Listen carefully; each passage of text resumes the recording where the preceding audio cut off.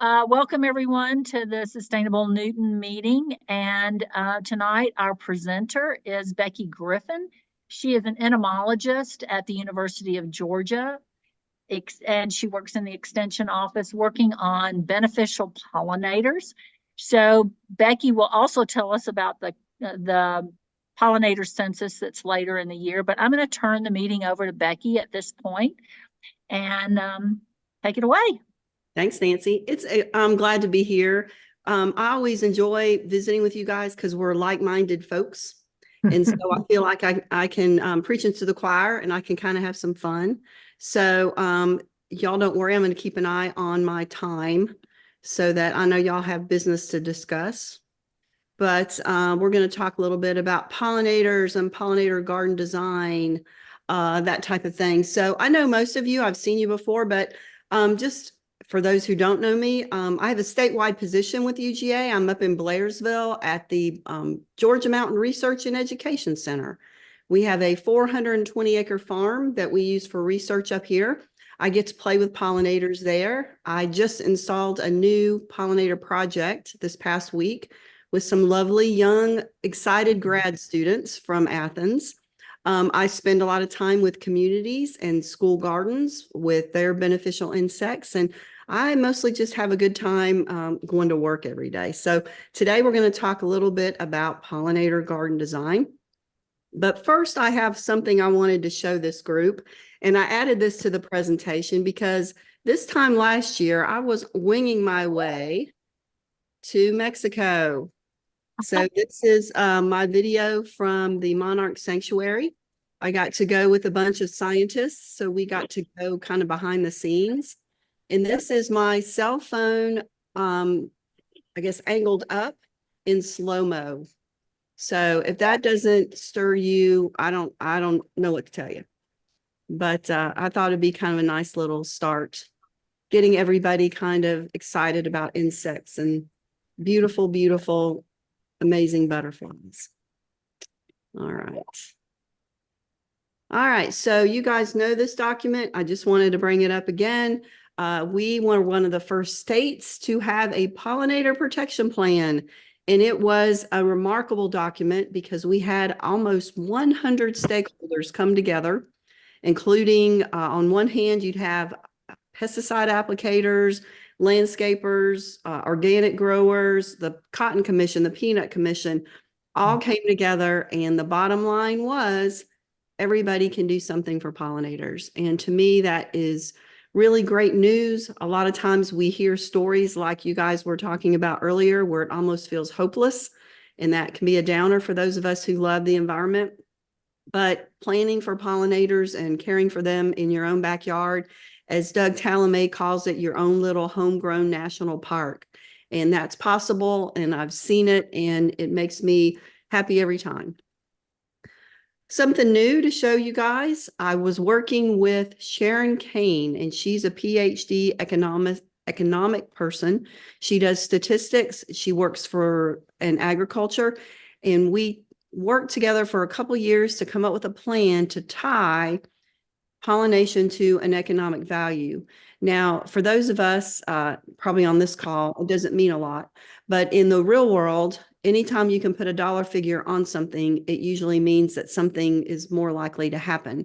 And when we live in Georgia and agriculture is our #1 economic driver in the state, and we grow a lot of things that require pollination, like watermelon, cucumbers, squash, things like that. And then also crops that benefit from pollination, like tomatoes and peppers, strawberries, especially this time of the year, citrus, apples, all those crops. So with all of her finagling using my data and FarmGate data, the economic value of pollination is well over $625 million a year.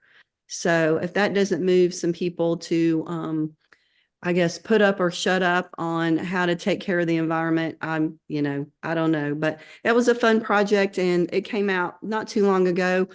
If you go to the Pollinator website, this is actually an interactive map where you can click on your county, and it talks a little bit more about the counties in depth. So just a little fun fun little thing we've been working on. Also, the Southeast Pollinator Census.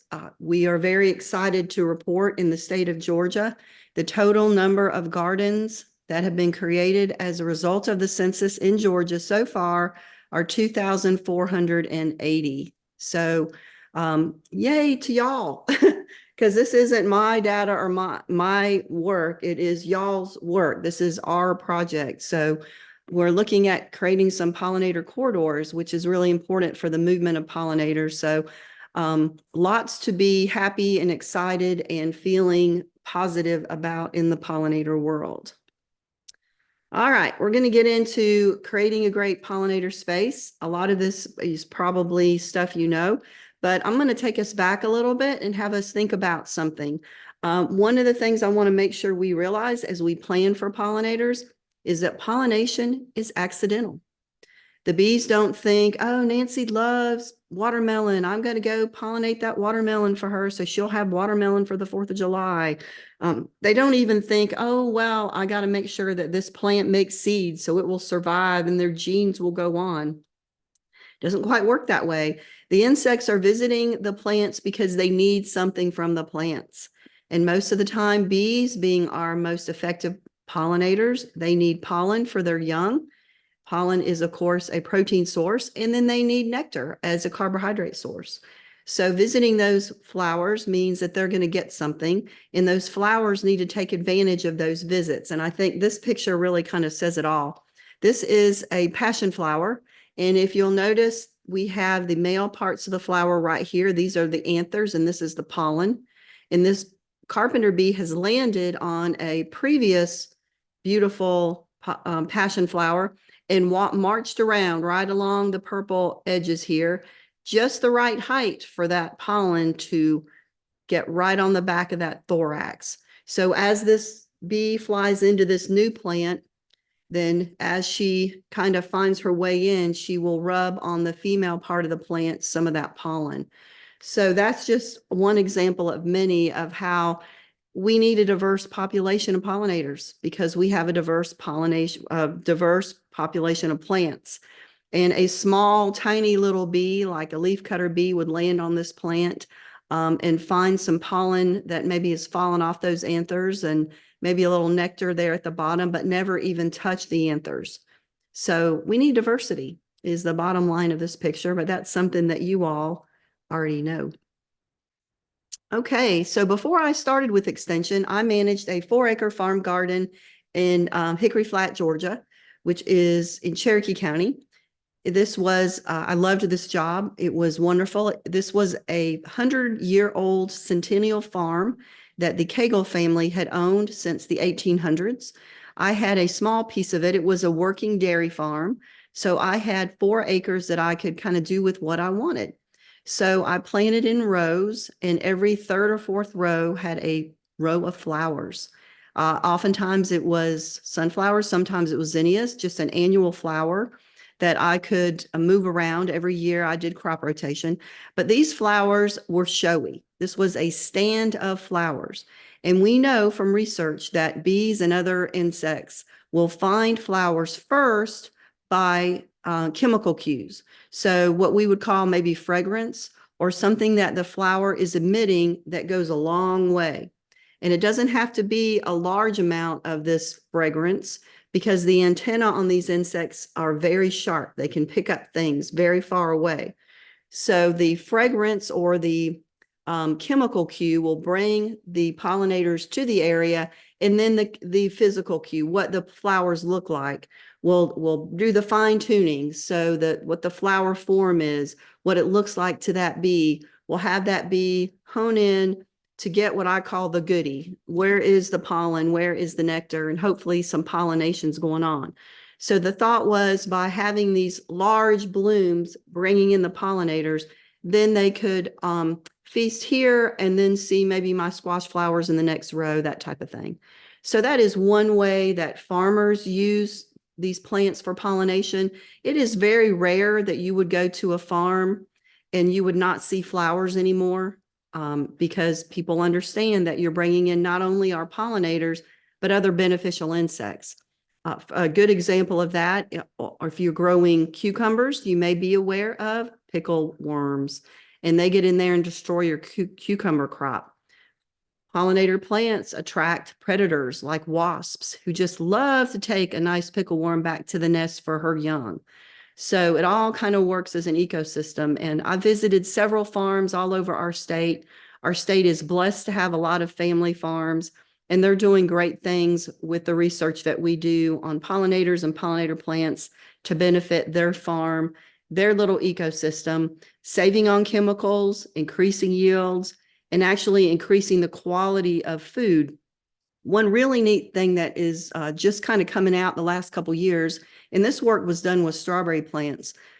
Plants know when an insect is visiting. They can feel that weight on their leaves, and most insects actually will land and they'll stomp, because most insects have tasting organisms on the bottom of their feet, their claws, and that helps them determine what plant they're on. And that in turn lets the plant know, I've got a visitor hanging out on my leaves, hopefully on my flowers.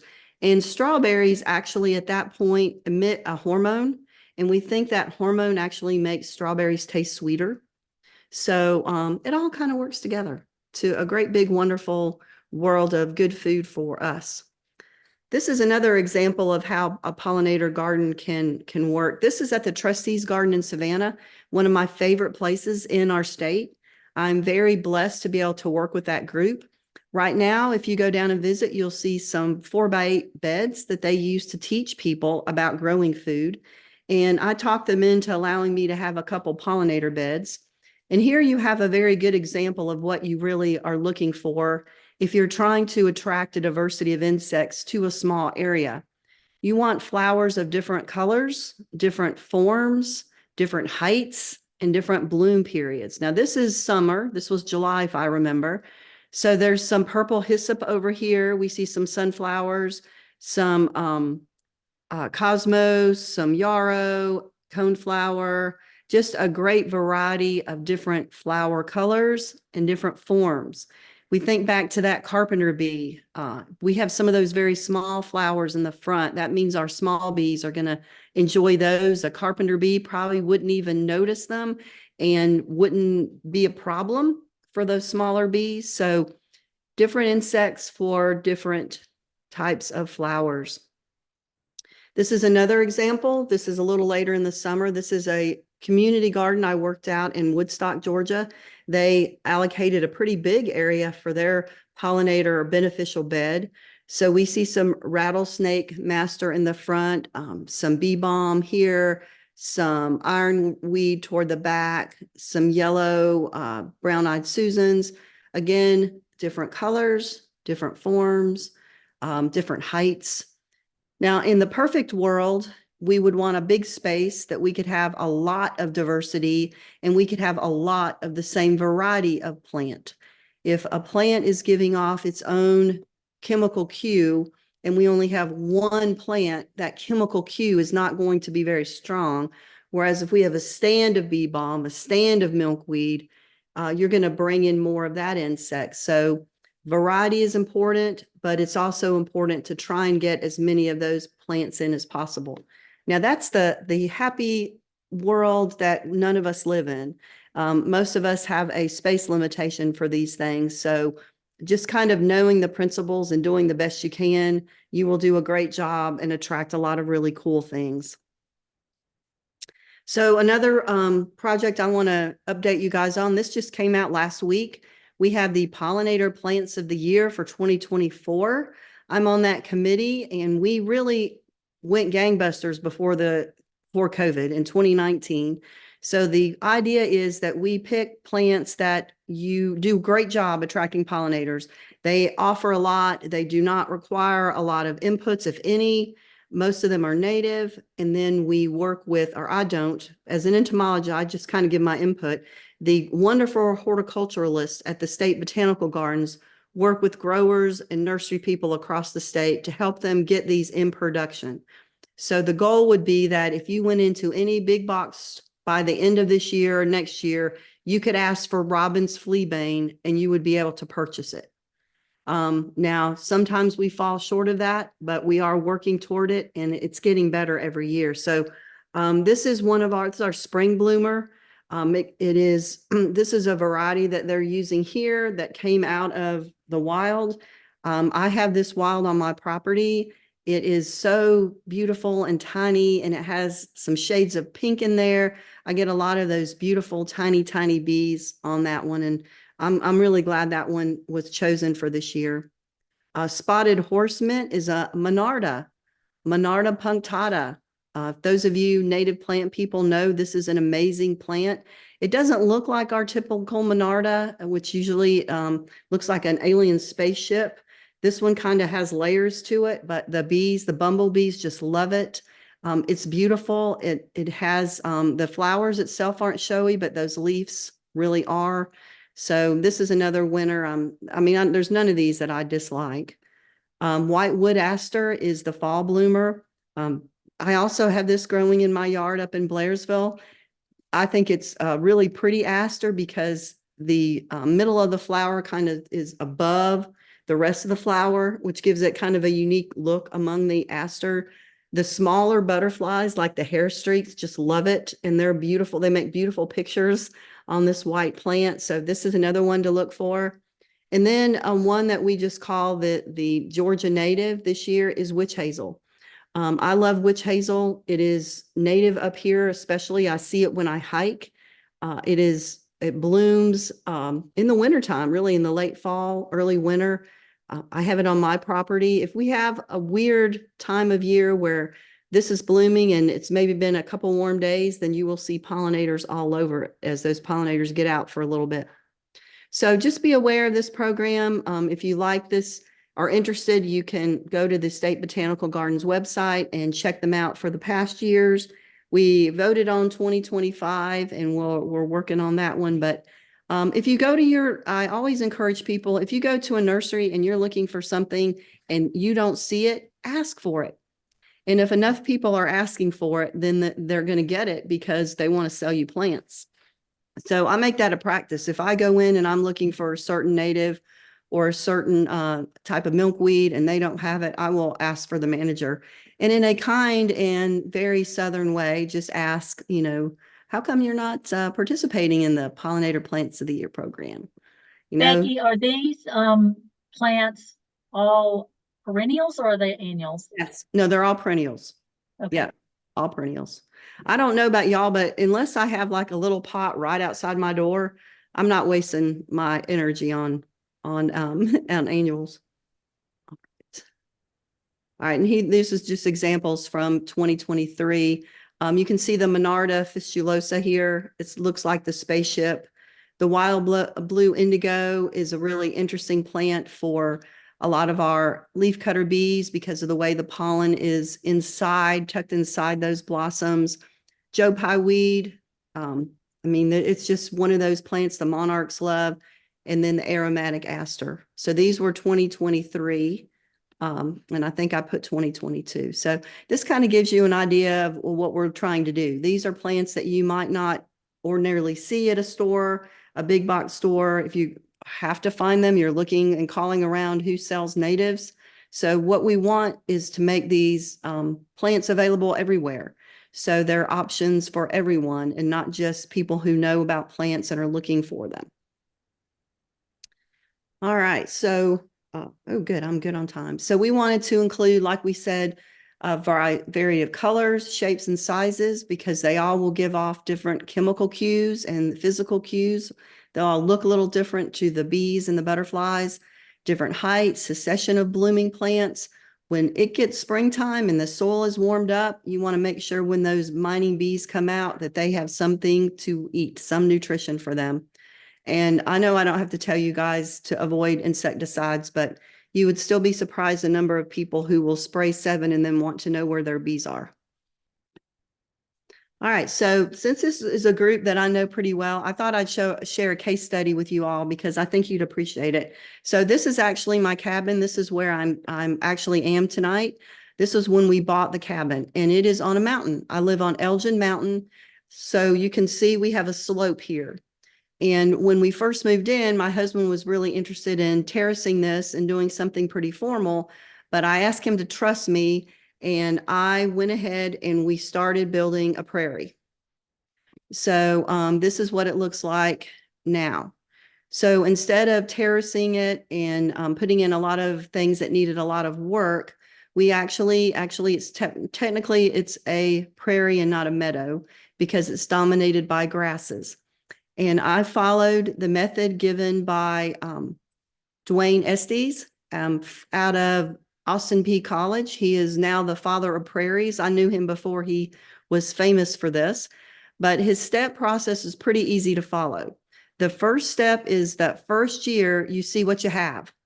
All right, learn to identify the plants, what's naturally growing there, and learn about those plants. Now, I had a lot of thistle, which is a native plant with a very pretty purple top on it, but it has barbs all in it. And each of those purple flowers makes thousands and thousands of seed. So I don't want that. So I removed it. My husband, and very good with the mattock, we went out there and we pulled up a lot of plants that I knew that I did not want. And then I saw the plants that I did want, so we selected for them. And all that means is we didn't pull them up. And by pulling up the plants we didn't want, which was a lot of foxtail grass, we had a lot of thistle, a lot of other things that we just didn't want. By removing them, we gave space for the things that we did want. So here you see a lot of boneset, late boneset. You see a lot of goldenrod. And we have some blue stem broom sedge. We have some purple top. So instead of being manicured, this is kind of what we went for. And let me tell you, it has paid off in spades. I just go out there and just in a few minutes, I just am inundated. So a fiery skipper just within a few minutes.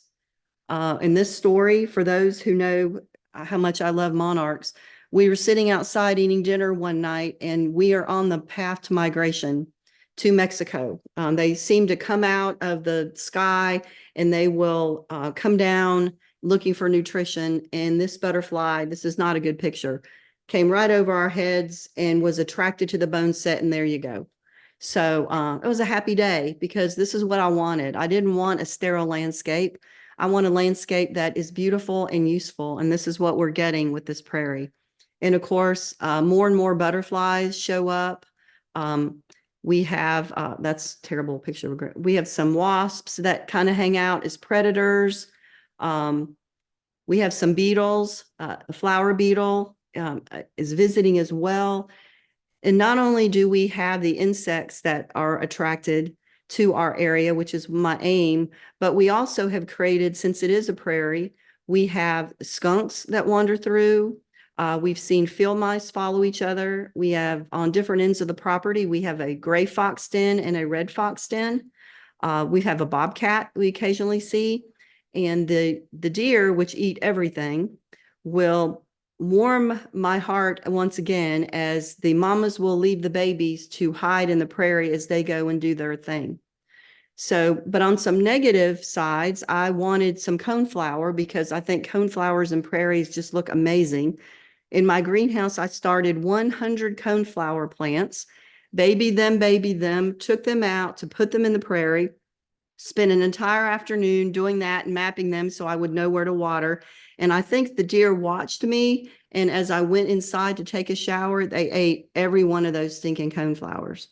So it is still a work in progress. Every year it's a little bit different, but we're finding lots of creatures like this wonderful ambush bug hanging out. I have some wild milkweed in there. So the maintenance of this is pretty simple. Once we've gotten it established, my husband has a electric mower, which it sets kind of high.